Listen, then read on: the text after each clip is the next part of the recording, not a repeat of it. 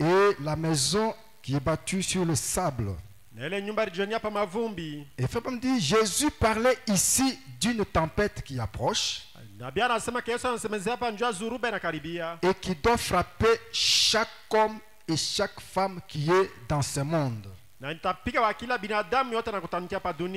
a aucun moyen d'y échapper. Cette tempête vous frappera l'un ou l'autre jour. C'est en fonction du genre de fondation que vous avez que votre maison tiendra le coup ou pas. Le prophète nous dit que c'est sûr que cette tempête approche et va s'abattre sur chaque maison. Et lorsque je parle de la maison, je ne parle pas de ces bâtiments ici, mais je parle des individus que nous sommes. Parce que la Bible dit que nous sommes le temple de Dieu. Ça dépend de la manière que nous avons construit notre temple, ou ça dépend de la manière que nous avons construit notre maison, que lorsque la tempête va s'abattre sur la maison va tenir le coup ou pas. Beaucoup de vies ont été épargnées grâce aux dispositions prises en vue des tempêtes qui approchent. Un nombre de vies ont été perdues pour avoir négligé l'avertissement en vue de la tempête qui approche. Et là, nous avons jeté un coup d'œil dans l'Ancien Testament. Nous avons montré avec Frère Branham, prenant la pensée que Jésus a dit, que la pierre qu'a rejeté le bâtisseur est devenue la principale de l'angle. C'est ainsi que le prophète, lorsqu'il a voulu nous expliquer cette écriture, il dit que c'est cette scène qui s'était passée là dans l'Ancien Testament,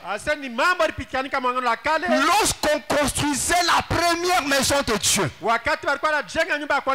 le premier temple de Dieu. Les matériaux de construction venaient de toutes parts dans le monde. Et on commandait des pierres par-ci par-là. Et lors de la construction, Frère Branham nous a dit, pendant qu'on était en train de construire, pendant que les bâtisseurs étaient en train de bâtir la maison, ils se sont rendus compte qu'il y avait une pierre bizarre. Une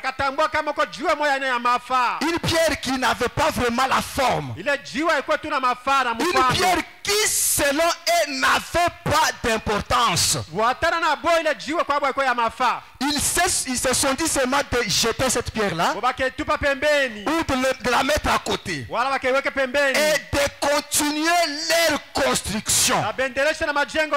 Et le prophète dit, lorsqu'ils ont commencé à construire, à élever des murs, avant l'achèvement de la construction, ils se sont rendus compte qu'il y avait quelque chose qui n'allait pas dans la construction. Amen, Église. Bien que les murs étaient déjà élevés, bien que la construction était déjà au stade avancé, mais ils se sont rendus compte qu'il y avait quelque chose qui n'allait pas dans la construction. Parce qu'il y avait un trou quelque part. Les choses semblaient ne pas marcher dans la construction. Il y avait quelque chose qui manquait. Alors ils se sont dit, peut-être ceux qui nous ont envoyés des gargaisons ont fait une erreur quelque part. Ils ont vérifié là-bas.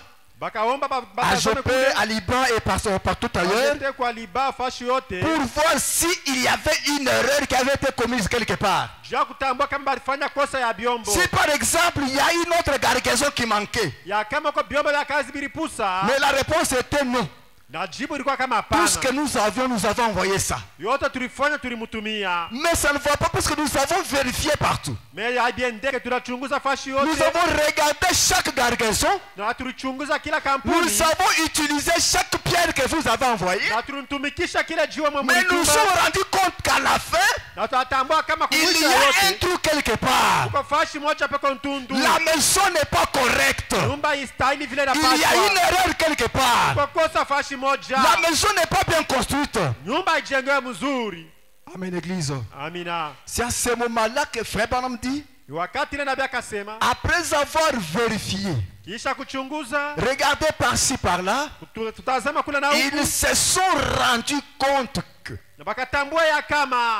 la pierre qui convenait à ce trou-là, c'était la pierre bizarre qu'ils avaient rejetée. Et quand ils ont regardé la pierre qu'ils avaient rejetée,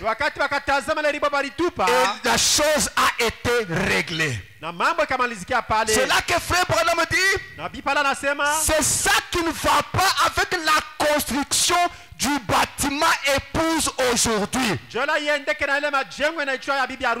nous sommes rendus compte, malgré que la construction est à un niveau avancé, mais on dirait qu'il y a quelque chose qui ne va pas. Dans les domaines religieux, on dirait qu'il y a quelque chose qui ne va pas. Le bâtiment épouse n'est pas prêt pour l'époux.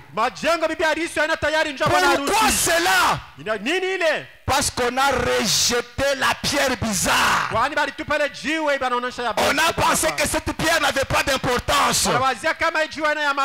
Cette pierre est déjà obsolète. Il fallait quelque chose qui est adapté. Et cette pierre bizarre, c'est le baptême du Saint-Esprit. C'est la vie de Christ dans l'individu. Écoutez mes frères et sœurs, nous pouvons présenter les Écritures comme on peut le faire. Nous pouvons peindre un tableau à tel point que vous pouvez voir le sens vraiment, c'est un enseignement correct. Mais aussi longtemps qu'on ne commence pas par la pierre bizarre, le baptême du Saint-Esprit, on s'en rendra compte à la fin que la construction n'est pas correcte. Amen, Église. Amina. Et s'il y a un moment où nous devons revérifier dans chaque cargaison que nous avons reçue, pour voir si réellement la pierre bizarre est quelque part. Parce que notez très bien que la tempête approche. Mais ça dépend de la manière que nous avons construit notre maison. Alors je peux te poser la question ce soir. Comment est-ce que tu as construit ta maison? Comment est-ce que j'ai construit ma maison? Est-ce y a-t-il quelque chose qui manque dans mon expérience? Y a-t-il un manquant quelque part? Aussi longtemps qu'on ne fait pas recours à cette pierre, rien ne peut marcher. Frère dit, dans la tempête qui approche, 44-45, il dit que les hommes d'expérience, ils avaient réussi à fabriquer quelque chose ou bien de faire quelque chose pour que lorsque la tempête arrive, ou bien lorsque la météo dit que la tempête est en train de venir, ils peuvent aussi faire quelque chose pour contrecarrer cette tempête et la faire changer de direction. Mais malheureusement maintenant vraiment on dit que ça ne marche plus. Mais dans le temps c'était comme ça. Quand ils étudiaient une tempête, dans cette tempête a telle puissance, et ils pouvaient entrer dans les labos, étudier étudier comment est-ce qu'ils peuvent faire pour contrecarrer, bien combattre cette tempête. Est-ce que nous sommes ensemble l'église? Amina. Frère Branham dit, je pourrais m'arrêter ici et prêcher 1 heure là-dessus. Qu'il faut qu'une plus grande tempête approche. Il faut un vent plus puissant pour détourner cette tempête.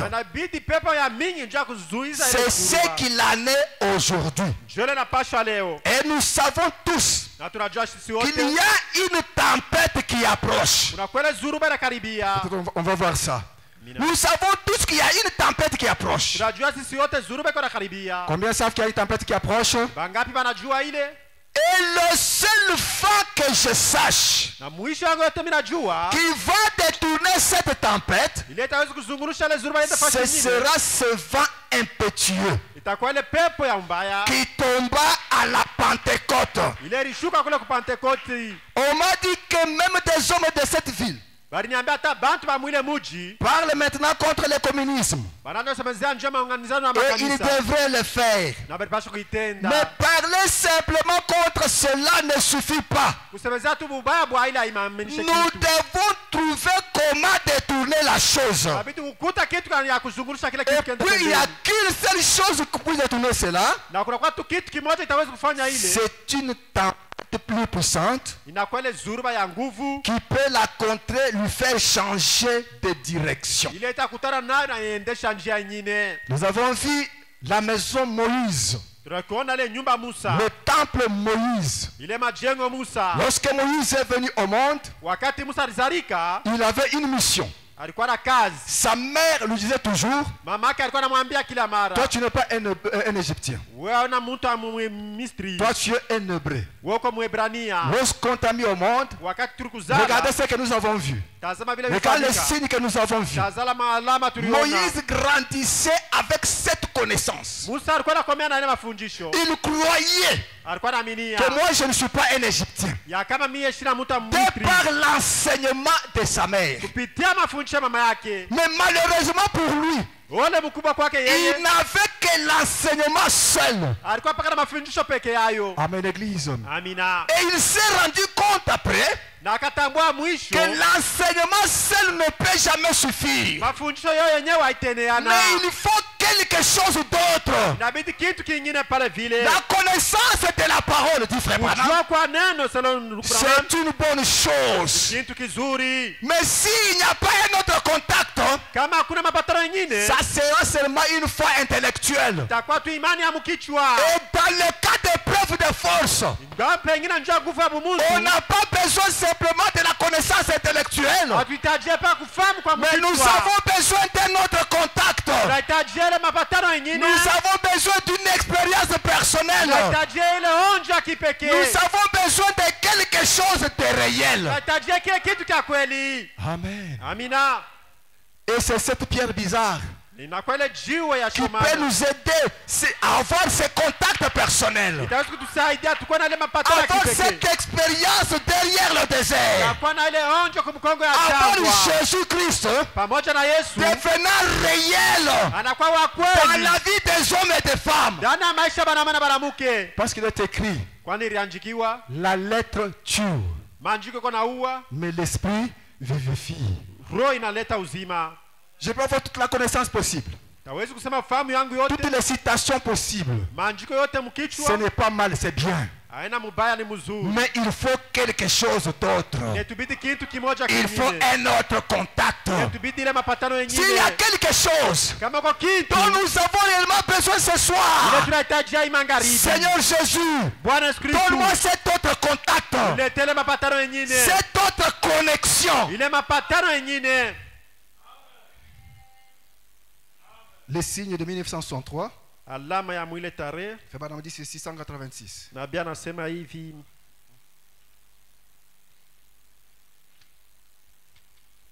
D'abord 183 d'abord.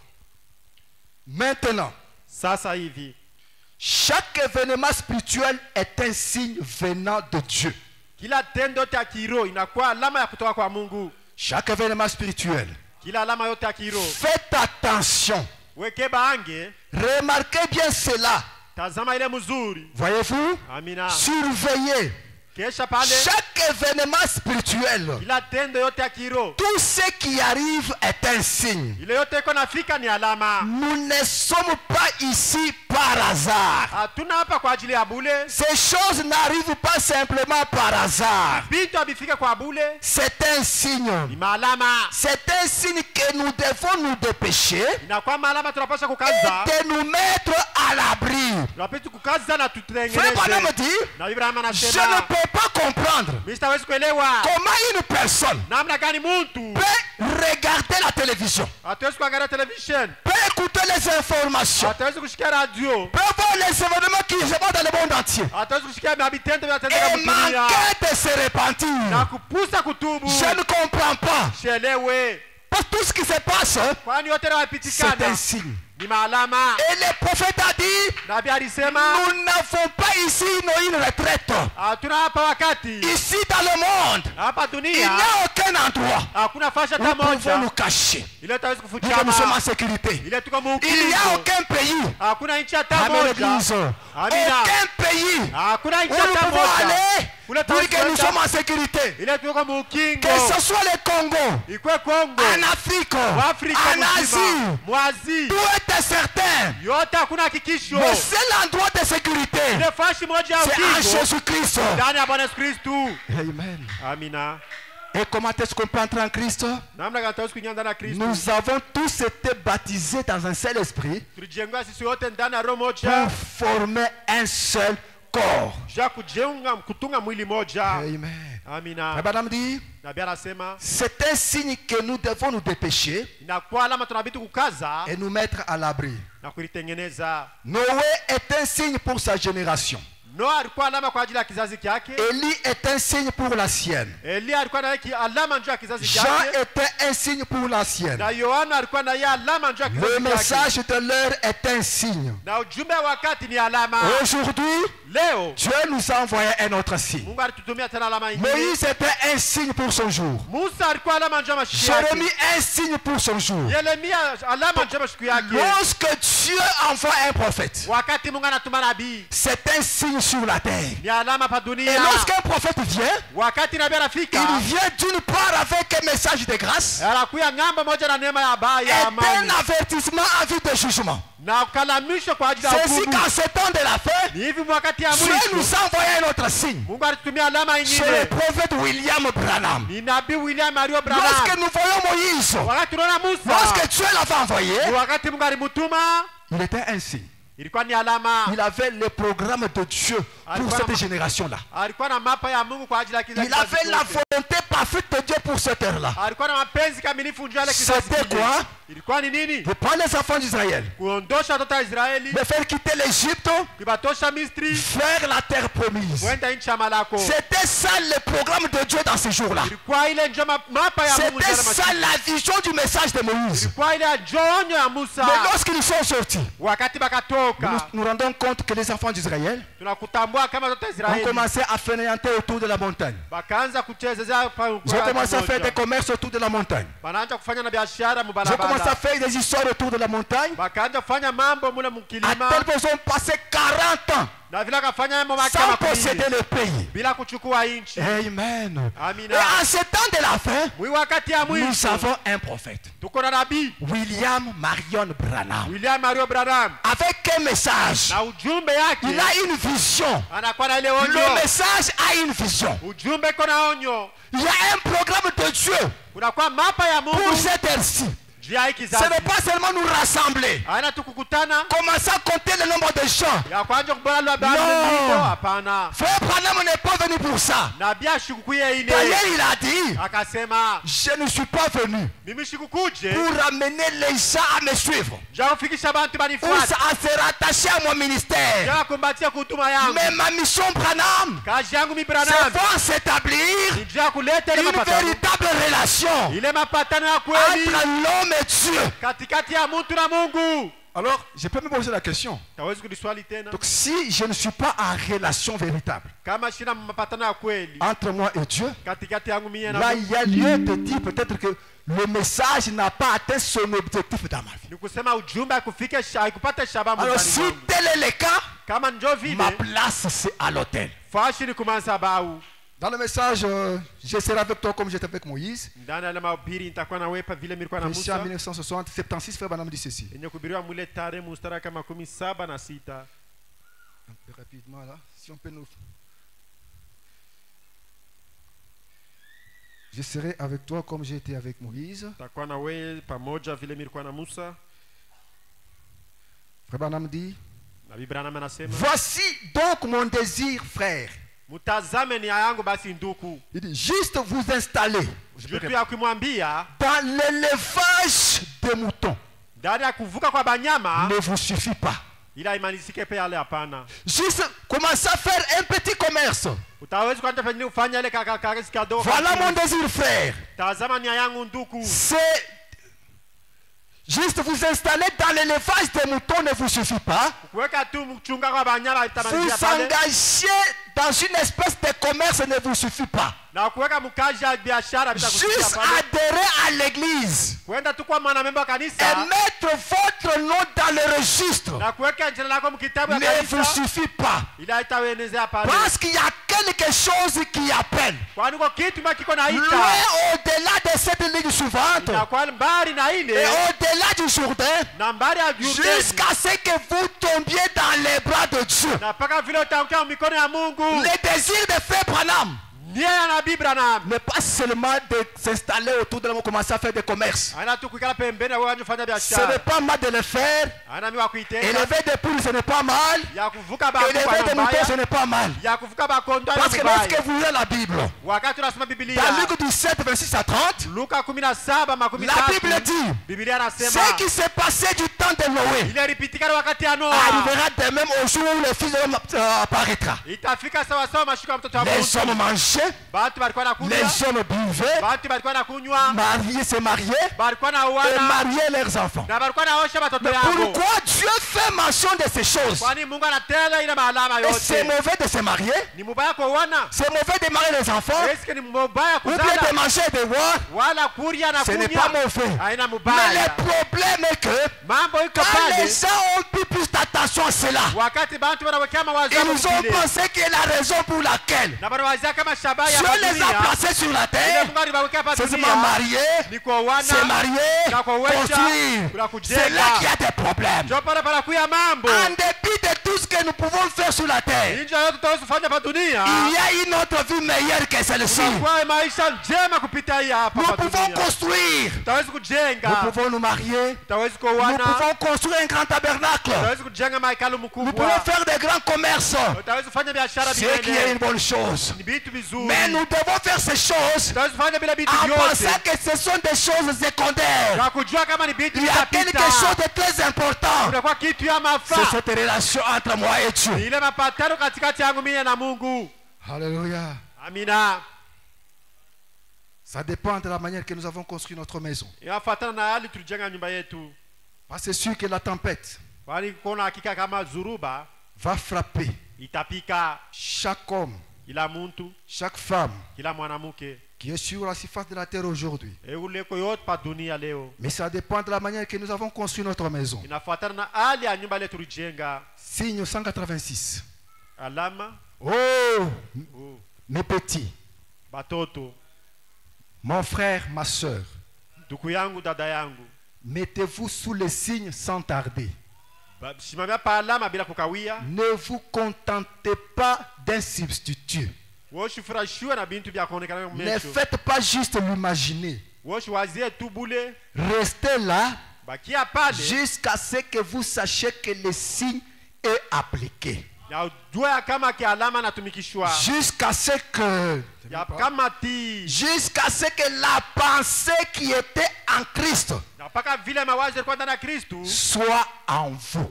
Alors je me pose la question. Est-ce que la pensée qui était en Christ est en moi? Jusqu'à ce que toute la folie du monde soit sortie de vous. Jusqu'à ce que le seul désir de votre cœur soit lui. Et c'est ça le désir de mon cœur. Alors vous savez. Alors vous savez que quelque chose est en train de se produire. Amen. Amina. Jusqu'à ce que Christ lui-même se manifeste en vous. Mais vous devez avoir les signes. M'entendez-vous, Branham Tabernacle? M'entendez-vous, Life Tabernacle? Vous devez avoir les signes bien en vue. Sans lui, toute votre foi est vaine. Vous mènerez une bonne vie. Vous écouterez ce que dit la parole. Vous allez à l'église. Vous essayez de vivre correctement. C'est très bien. Mais il ne s'agit pas de cela. Quand je verrai le sang, je passerai par-dessus vous. C'est ça le problème. C'est ça l'essentiel, mes frères. C'est ça la bonne façon de construire la maison. Maintenant, pendant ces quelques minutes qui restent, il y a quelque chose, je vais attirer votre attention sur quelque chose. Parce que la tempête approche sûrement. Ça, j'ai seulement voulu vous montrer comment est-ce que nous devons construire notre maison. Parce que ça dépend de la manière que nous construisons ou que nous avons construit la maison, que cette maison va tenir le coup ou pas. Amen, église. Frère Branham dit ceci. L'évangile marche de pair avec la civilisation. Le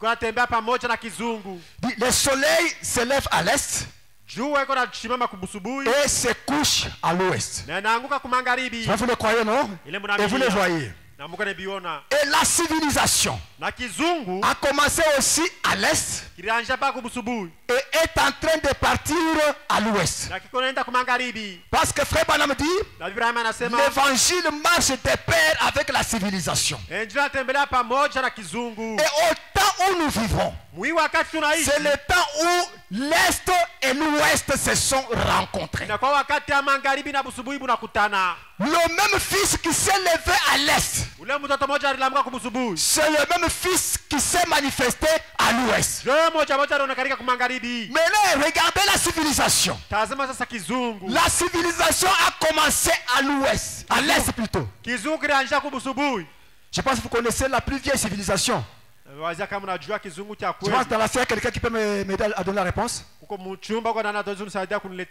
L'ancienne civilisation dans le monde, ça c'est l'histoire, non? Oui. Pardon? Ok, c'est la Chine. C'est la Chine qui est la plus vieille civilisation. Et là c'est à l'est. Et quand la civilisation commençait à voyager, l'évangile aussi quitte l'est, commence aussi à voyager. Et aujourd'hui, nous voyons que la civilisation est retournée à sa case du départ. Parce que nous voyons de nouveau la Chine redevenir la grande puissance. Est-ce que ça nous dit quelque chose? C'est que l'évangile aussi doit retourner à sa case du départ.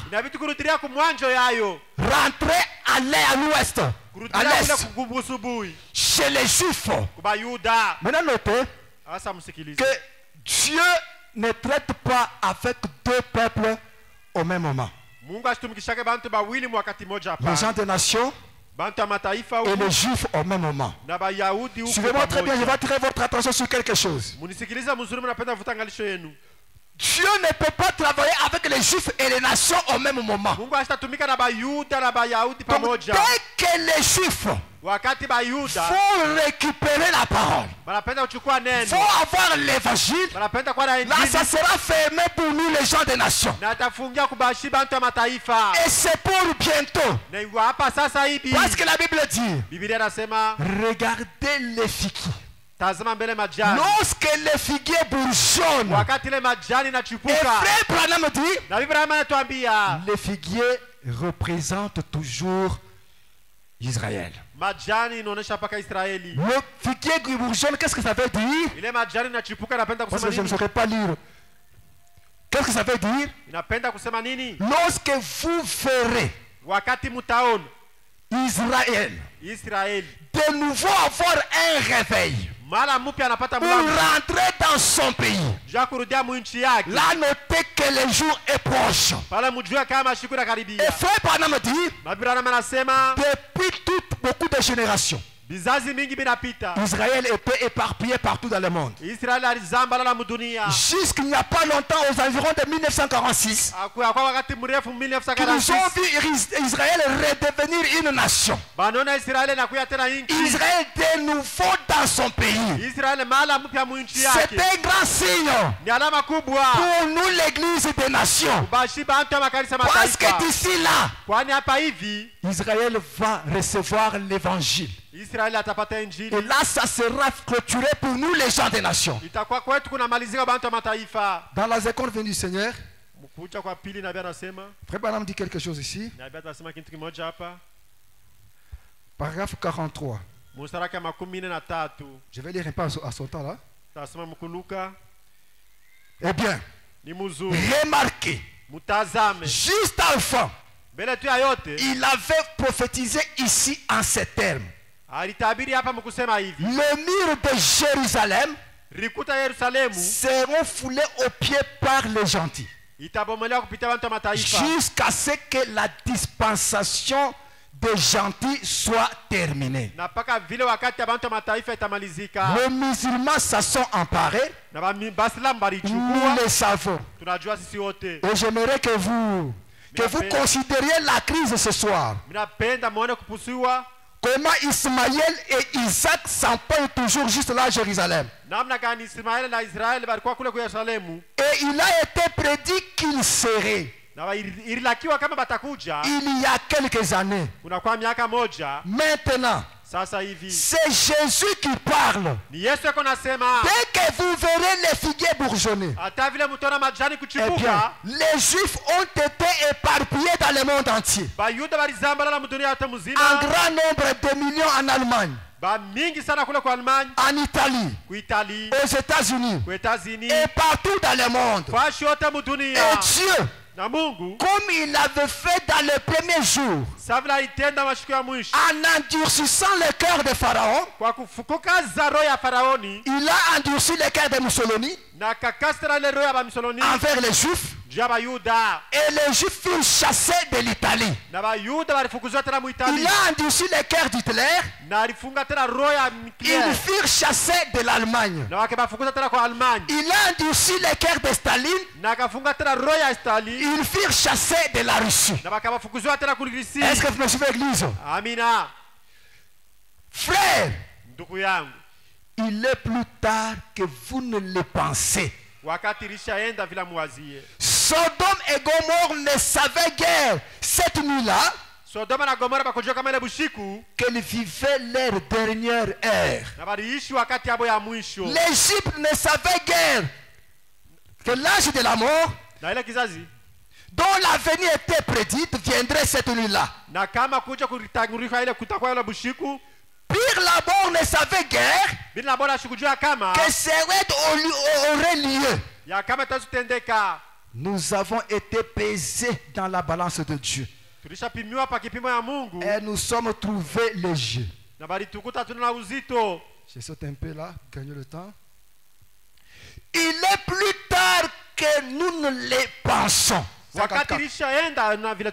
Là, j'aimerais que officier 54, on peut lire ensemble. C'est très important ça. Il est plus tard que nous ne le pensons. Nous ne venons pas à l'église juste pour occuper un banc. Nous ne venons pas à l'église pour entendre un bon sermon, ni pour entendre une bonne musique. Toutes ces choses ont leur place. Mais ce que nous ferions de mieux en venant à l'église, c'est de nous examiner. Amen, église. Amina. C'est de nous examiner. Toutes les choses ont leur place. Nous examiner vis-à-vis de Dieu concernant le salut de nos âmes. Car le jour de la rédemption est proche. Israël est dans sa patrie. Ils sont sur le point de recevoir un réveil. Et c'est pour bientôt. Alors l'église, où est-ce que nous devons être? Alors frère Branham dit, en venant à l'église, nous devons avoir un objectif. Pas seulement écouter un bon message. Bien que c'est bien de venir écouter un bon message. Pas seulement écouter une bonne musique. Bien que c'est une bonne chose d'écouter une bonne musique. Mais la meilleure chose que nous pouvons faire en venant à l'église, c'est de pouvoir nous examiner vis-à-vis de Dieu par rapport au salut de nos âmes. Car le jour de rédemption est proche. 65. L'église ferait mieux de s'examiner à la lumière de la parole de Dieu concernant notre pureté, notre loyauté et notre dévotion. Nous sommes devenus cancaniers. Non, non. Ok. Donc, médisants et des Jézabel peinturlurés. Tout ce que le reste du monde fait, l'église chrétienne se mêle aujourd'hui. De sorte que vous ne pouvez pas à peine faire la distinction entre les deux. Il est temps pour nous de faire l'inventaire. Oh mon frère, s'il n'y a jamais eu une époque où on a besoin d'allumer une chandelle et répandre la lumière de l'évangile, le Saint-Esprit une fois de plus, pas tellement une émotion, pas quelque chose de fantastique, pas pour être emballé dans une émotion, ni pour sauter de joie, mais pour avoir une expérience qui provoque un examen de conscience pendant lequel les hommes et les femmes se mettent en ordre avec Dieu. Amen. C'est l'heure dans laquelle nous vivons, mon frère. Nous sommes à la fin de l'année. D'habitude, lorsqu'on arrive à la fin de l'année, les entreprises ferment pour commencer à faire l'inventaire. Voir comment est-ce qu'ils ont travaillé toute l'année durant. Je pense que c'est ça, l'église. On fait l'inventaire. La façon que nous avons travaillé cette année, est-ce que nous avons perdu ou nous avons fait des bénéfices? C'est à la fin de l'année qu'on fait l'inventaire. Et moi je vous dis, s'il y a un moment où en tant qu'église, en tant que croyant du message, nous devons faire l'inventaire, c'est bien maintenant. Pas parce que nous sommes à la fin de l'année, mais parce que nous sommes à la fin des temps. Alléluia. Notre inventaire, nous devons le faire parce que toutes les promesses sont accomplies. Parce que l'État est parti. Dieu est sur le point de fermer avec nous les gens des nations. Alors, où est-ce que je suis avec Dieu? Pas souvent. Comme nous sommes à la fin de l'année comme ça, vers le 31, si on a la chance d'avoir la réunion ici, nous allons prier. Seigneur, Cette année qui vient de passer, j'ai fait ceci. J'ai fait ceci, Seigneur. Pardonne-moi, Seigneur. Je te promets que l'année prochaine, je serai une personne différente. Là, c'est le 31. Le 1er janvier de l'année prochaine, le 1er janvier à mwaka inajo, dès que la personne va se retrouver dans les mêmes situations, elle va refaire les mêmes choses. Parce qu'elle n'a fait que tourner la page. Mais ce dont nous avons besoin, nous n'avons pas besoin de tourner de nouvelles pages. Mais nous avons besoin d'une expérience personnelle. Parce que ce bonhomme dit, il y a un moment où l'homme arrive à quelque chose d'éternel. C'est lorsque l'homme rencontre Dieu. Oh mes frères, au lieu de prier, Seigneur, je te promets que l'année prochaine, je serai différente. Au lieu de cela, va à genoux jusqu'à ce que tu les croises face à face. Parce que personne ne peut croiser Dieu et demeurer la même personne.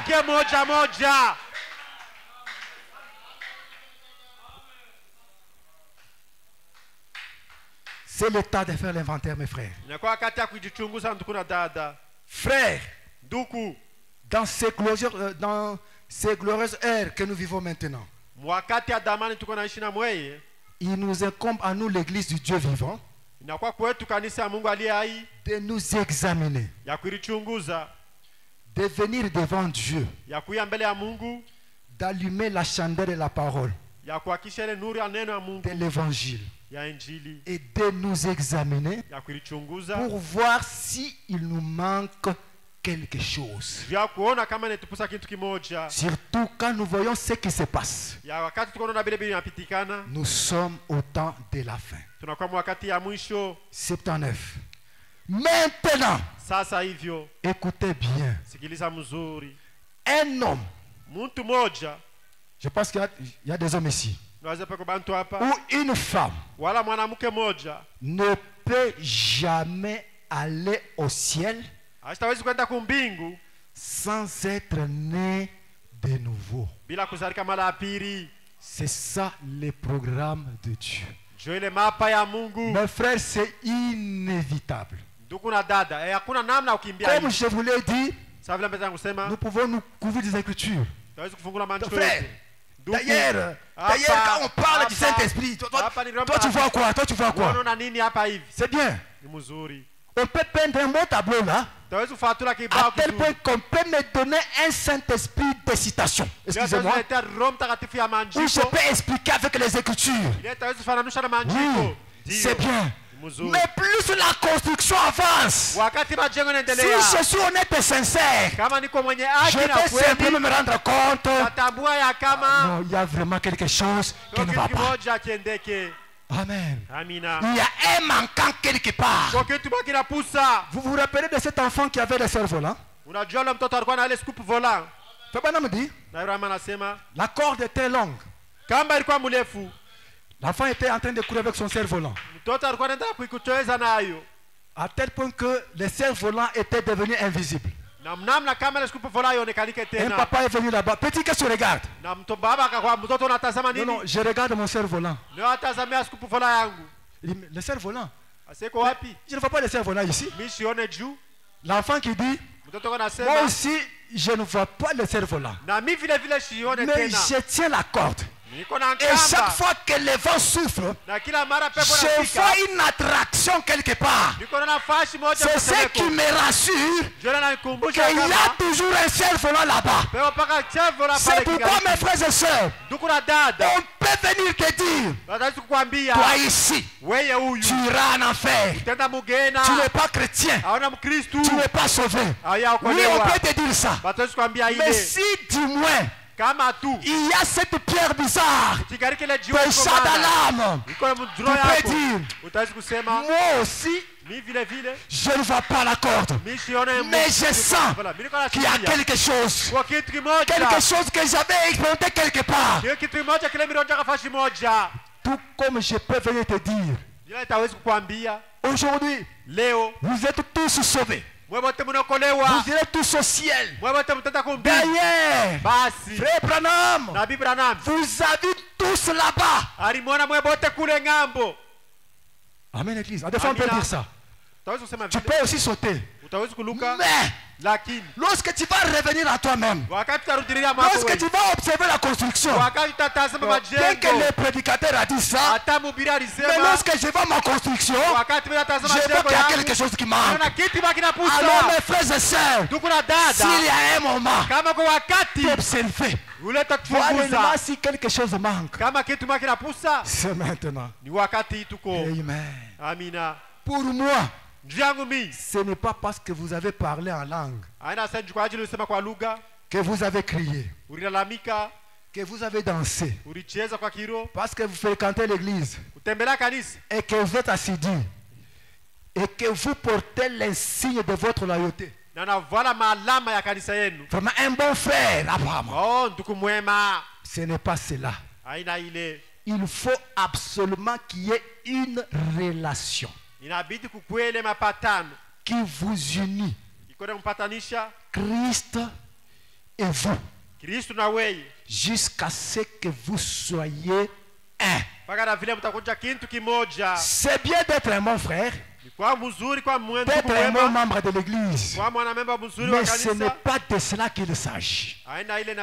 Il s'agit d'avoir une relation qui vous unit, Christ et vous, jusqu'à ce que vous soyez un. Et la Bible dit, lorsque vous verrez ces choses commencer à arriver, relevez vos têtes, car votre rédemption est proche. Il est plus tard que nous le pensons, frère. C'est le temps de faire l'inventaire, de m'examiner par rapport à ce que je suis, par rapport à ce que je devrais être. Parce qu'à ce temps de la fin, l'église devrait être quelque part. Amen, église. Il y a une écriture qui personnellement m'a toujours fait un peu mal. Ça m'a toujours donné vraiment un grand travail. Lorsque Jésus dit vous êtes les cèpes, je suis le cèpe et vous êtes les sarments. Et frère Branham dit, le cèpe c'est Jésus, n'est-ce pas? Et les sarments, c'est l'église que nous sommes.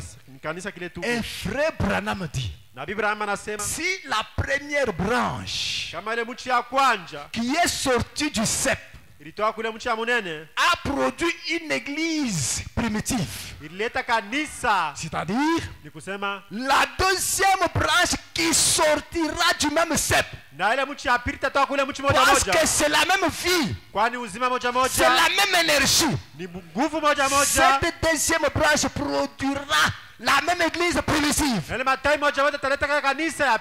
je peux me poser la question, lorsque je regarde l'église primitive, l'église apostolique, avec l'église que moi j'ai aujourd'hui, amen, il y a peut-être quelque chose qui manque. Alors c'est le temps de faire l'inventaire. Malachie 4 dit, je vous enverrai Élie le prophète. Il ramènera le cœur des pères à leurs enfants. Amen. Et le cœur des enfants à leurs pères. Et cette portion de la parole qui concerne le retour de la foi des enfants au Père, ça nous concerne. Je peux sauter, n'est-ce pas? Gloire au Seigneur. Frère Branham est venu. Malachie 4 est accompli. C'est une bonne chose. Nous remercions Dieu pour nous avoir envoyé William Branham. Parce que Malachie 4 est accompli. Mais à des fois on oublie que dans Malachie 4, il y a aussi les enfants qui doivent être ramenés à la foi apostolique. Alors, chacun de nous pouvons lire le livre des Actes, voir la vie que les apôtres avaient menée. L'amour qui était dans l'église primitive. La foi qui était dans l'église primitive. La vie de prière qui était dans l'église primitive. Comparez cela à ce que nous avons aujourd'hui. À ce moment-là, il y a quelque chose qui nous manque. Alors c'est le temps de faire l'inventaire. Quand la tempête approche, ça dépend de la manière que nous avons conçu notre maison. Amen. Je termine avec une histoire que Femme me raconte. C'est une histoire que vous connaissez, mais je vais prendre juste une pensée. Branham dit il y avait un jeune garçon qui est allé quelque part pour travailler. Et dans le pays où il s'est trouvé, il a commencé à travailler avec une vieille maman chrétienne. Alors, à un moment là, pendant la nuit, ils ont entendu les gens en train de parler. C'était pendant qu'ils étaient en train de dormir. La maman se réveille et le petit aussi se réveille. Il se rend compte que les gens parlent de la tempête.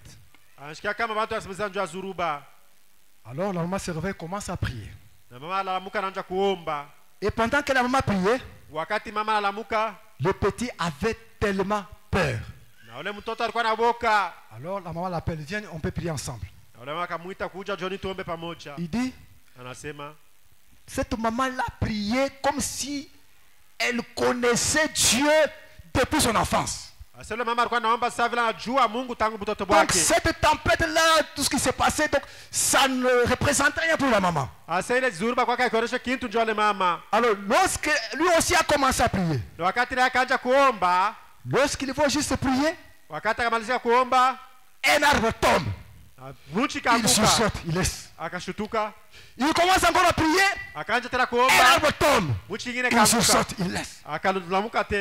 Donc le petit n'avait pas moyen de se concentrer. Alors il a juste prononcé une prière, il a dit, Seigneur, si tu me donnes une occasion, tu m'amènes à un endroit où c'est calme qu'ici, je viendrai à toi. Je te donnerai ma vie. Alors Frère Branham dit, la tempête était sur lui. Et il a dit, pasteur, donc le petit s'adressait à Frère Branham. Lorsqu'il a fait cette promesse à Dieu, Dieu a exaucé sa prière. C'est ce qu'il est allé vite voir Frère Branham. Il pose la question à Frère Branham. Pasteur, est-il possible qu'un homme comme moi se cache dans cette sécurité, de sorte que lorsque la mort commencera à venir sur moi, je puisse entrer pour lui parler, comme le faisait cette mère sainte? J'ai dit,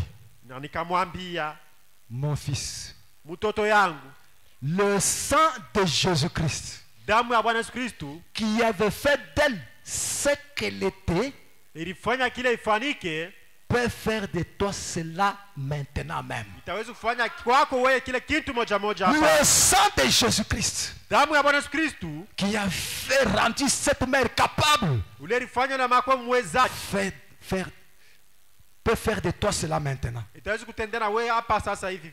me tenais à côté de ma voiture. C'était un garçon bien habillé, cultivé. Il tomba sur ses genoux dans cette cour boueuse. Et là, il trouva cet asile, ce refuge en temps de tempête, ce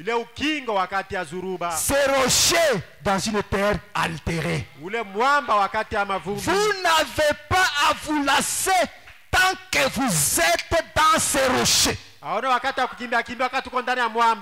rocher est le seul lieu où il n'y a pas de lassitude. Le rocher est le lieu de satisfaction. Vous pouvez simplement vous installer là et regarder dehors, étant que possible en sécurité. Mes frères et sœurs, il est plus tard, on peut se le penser. C'est le dernier signe. 154. Jeudi. Jésus a dit, lorsque vous verrez les figuiers bourgeonner, sachez que le temps est proche. Même très proche. Israël commence à être restauré. Ils ont eu leur propre monnaie il y a quelques 4 semaines. C'est une nation à part entière. Qu'attendons-nous? La fin de la dispensation des gentils. Amen. La fin de la dispensation des gentils. 159. Êtes-vous dans cet asile béni, mon ami? Laissez-vous maintenant que le prophète s'adresse. Êtes-vous dans cet asile béni, mon ami? Que Dieu soit miséricordieux. Si vous n'y êtes pas et que vous aimeriez qu'on se souvienne de vous ce soir dans la prière, voudriez-vous lever la main et dire, Frère Branham, priez pour moi, que Dieu vous bénisse. Quelqu'un d'autre dirait, souvenez-vous de moi, Frère Branham. Mais pour ce soir, je peux dire, comme Fanny, souviens-toi de moi, Seigneur. Lorsque tu vas te rappeler des autres, souviens-toi de moi aussi. J'aimerais être à l'abri. Le temps est parti. Il est plus sombre qu'on puisse le penser. Tout ce qui a été promis pour ce temps de la fin, c'est accompli. Seigneur, souviens-toi de moi. Mets-moi à l'abri maintenant. Cache-moi dans le creux du rocher. Oh, rocher d'âge, fendu pour moi. Laisse-moi me cacher en toi. On peut nous entendre quelque chose. Inclinez la tête, s'il vous plaît. Est-ce que tu es dans cet asile béni? Parce que la tempête approche. D'ici là, la tempête s'approche. Tout ce qui a été promis pour ce temps de la fin s'est accompli. Israël est dans sa patrie. Le dernier signe qui a été promis pour ce temps de la fin, que l'Église devait recevoir, c'était de voir Dieu sous la forme d'un homme. Nous l'avons vu. Qu'est-ce qui reste encore? Frère Branham dit, je ne vois rien d'autre qui reste en tant que ministre de l'évangile, sauf le départ de l'épouse. Parce que les Juifs sont en train d'observer les gens des nations. Ils veulent seulement que cette épouse quitte la scène pour pouvoir recevoir le prophète Apocalypse 11. Quel est-il, mon frère? Quel est-il, ma soeur? On nous entend quelque chose pour nous allons prier.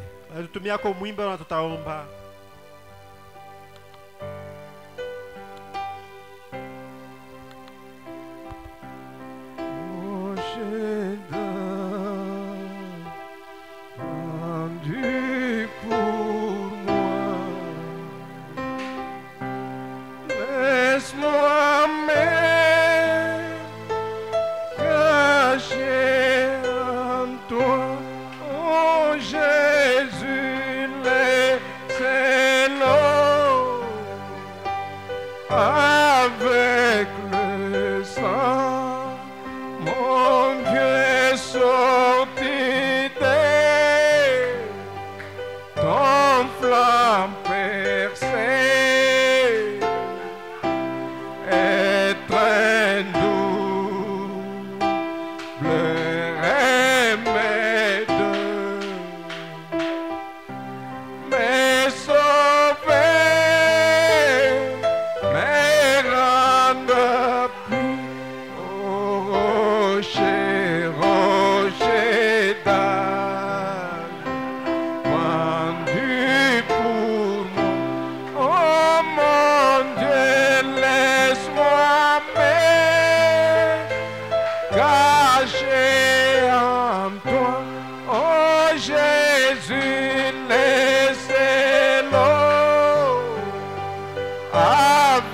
avec le sang, et sans sortie d'air, comme flamme percée,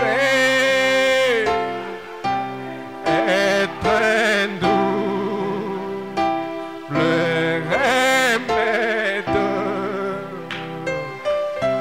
mais sauver, mais rendre plus que mes larmes,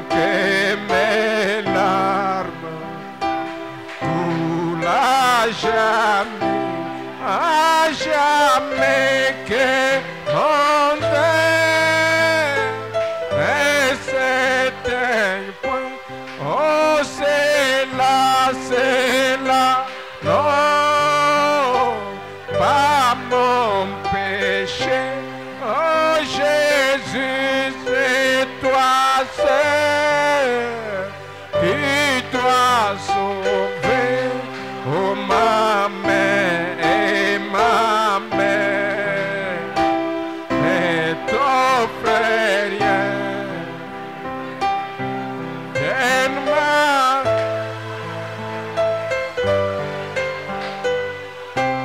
Oui, alors que j'aspire ses souffles, quand mes yeux se fermeront,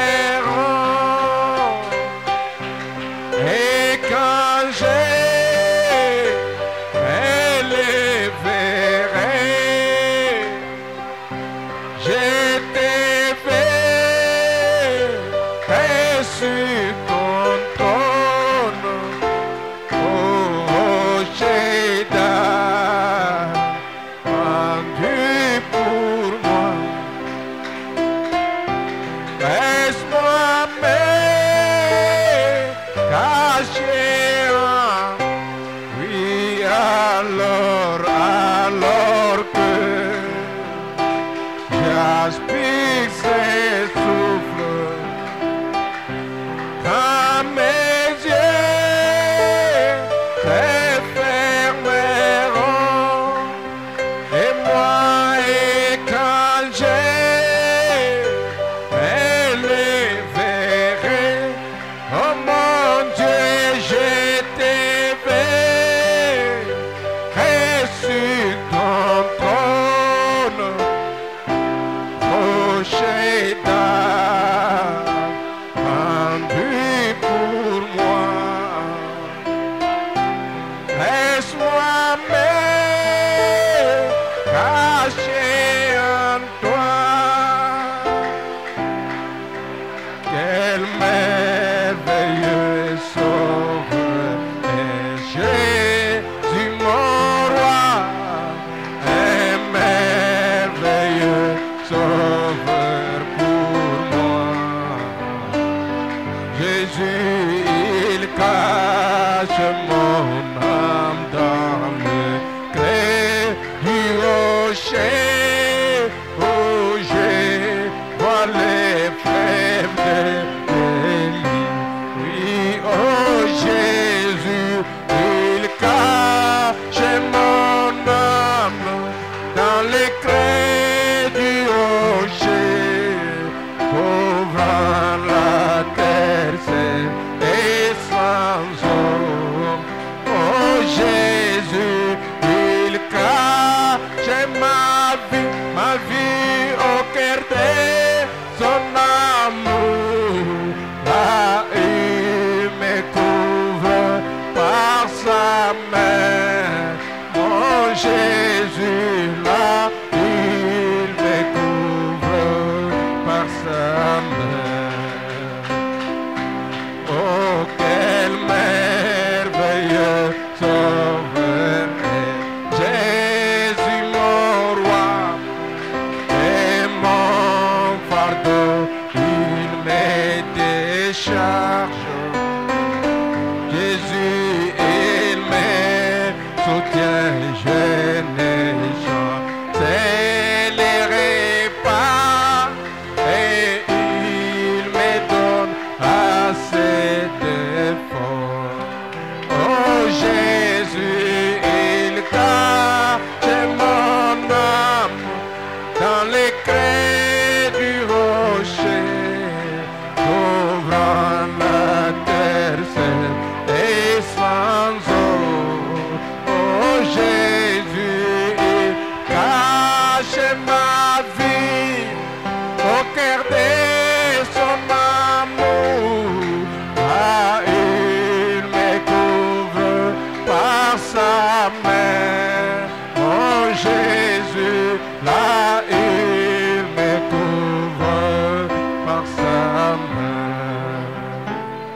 Jésus